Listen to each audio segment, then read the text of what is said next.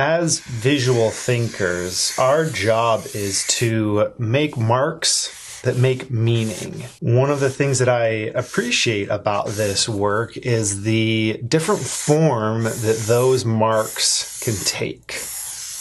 Sometimes they're words, sometimes recognizable objects, sometimes simply sketched people or faces. And sometimes they are abstract shapes, like what you see me sketching out here. And even when they are shapes that don't necessarily represent a specific object in the physical world, there's still meaning that we assign to these types of marks. So my question for you, as you look at these shapes, which one resonates with you right now? Which one connects to something going on in your personal or professional life, and why? For me right now, this one connects. I'm in a period where I am making videos like these more regularly.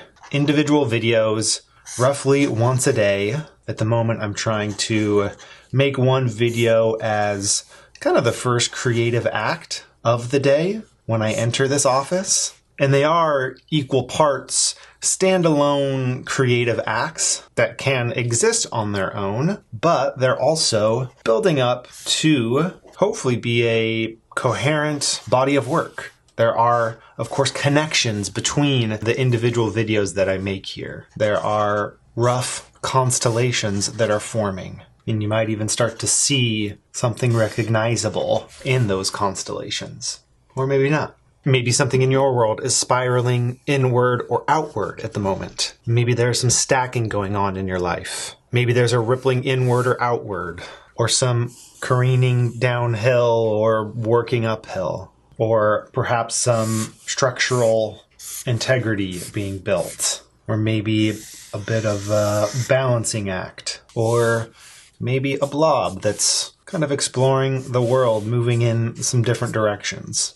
This right here is not a bad warm-up that might precede a session spent thinking through a complex topic, working to solve a challenging problem, making sense of something going on in your life. And if any of these individual starting points resonate with you right now, start with that. Sketch out one of these abstract shapes and then add to it. Give it a little bit more meaning. Turn it into a model that helps you make sense of your world.